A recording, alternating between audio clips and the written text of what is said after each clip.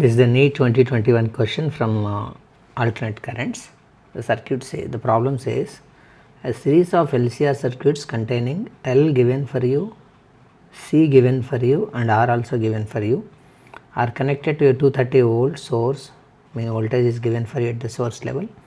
The angular frequency of the source at which power transmitted to the circuit is half the power. That is very important, right? So, before going to this part, the angular frequency part, let us look at the first thing, right. So, first of all, if it is as it is a circuit is an LCR circuit, in LCR circuit,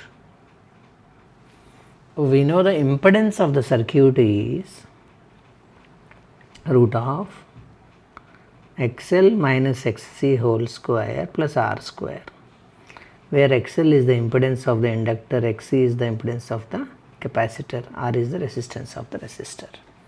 But what we can say is at resonance that XL equal to XC, that implies Z equal to, this will cancel, root of R square is R, Z is minimum, that implies current is maximum, that is called I maximum. So, what we can say right now is, I will come to the part of the problem a little later. Let us try to prepare some background for that. So, at I maximum, XL is XC, XL is omega L, XC is 1 by omega C. See, omega equal to therefore 1 by square root of LC. The value of L and C are given for you. L is 5, C is 80. So, 5, be careful, C is 80 micro, that means into 10 power minus 6. That minus 6, when it comes to the numerator, it becomes plus 6 under the square root. As the root goes, it becomes plus 3, that is 1000. And root of 5 into 80 is 400.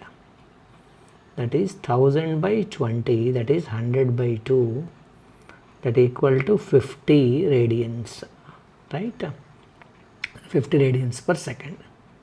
That is the angular velocity of the current of the LCR circuit, where I is maximum. But you are not asked to find out this, what is this I is maximum or something like this. So, if you try to draw a graph, I will just take through a graph, just give me a second, taking the frequency on x axis and the current on y axis for a LCR circuit. What happens is current reaches a maximum and again it comes down. What I have calculated omega, or you can call it like omega naught for your convenience because its resonance, is this. The omega naught corresponds to this frequency maximum where the current is maximum,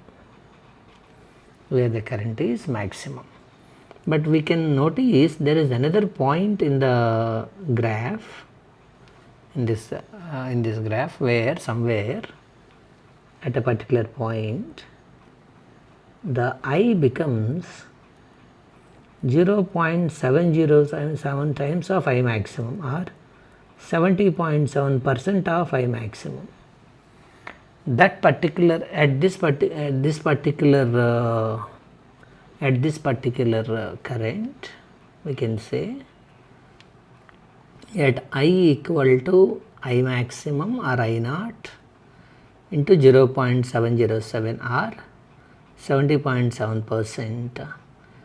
Power at that instant is maximum power by 2. That's how it is understood in the concept, right. We will be explaining it even further in detail in the chapter, but this is the point where power becomes half the maximum, right.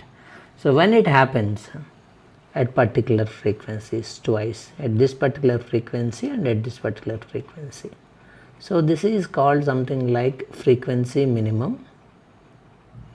This is called frequency maximum.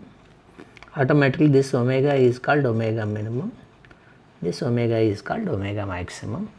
and you are asked to see the question now. The angular frequency of the source at which power transmitted to the circuit is half the power. That's why we are talking about it. So corresponding to that, there is certain angular frequency omega minimum and omega maximum, and you are asked to find out what is that omega minimum and what is that omega maximum is, right? Hope now you understand what is the problem is, right? Yeah, that implies what we can say further is omega lower, that is this omega minimum, can be found as omega maximum minus r by 2l. Omega naught is 50, r is given for you as 40, by 2 into l is given for you as 5. So that is 50 minus 40 by 10, that is 50 minus 4, that is 46 radians per second. That is omega lower. What is omega upper is omega naught plus r by 2l. So this is omega naught, this is omega naught minus r by 2l, this is omega naught plus r by 2l. We are calculating that band. So omega naught is 50, r is 40, so this becomes 50 plus 4, that becomes 54 radians per second. So the answer is 46 and 54. Answer C is the option C is the answer. That's how we have to solve that problem. Having that basic understanding very much is required, that knowing this point is required to solve this problem, right? Thank you for watching.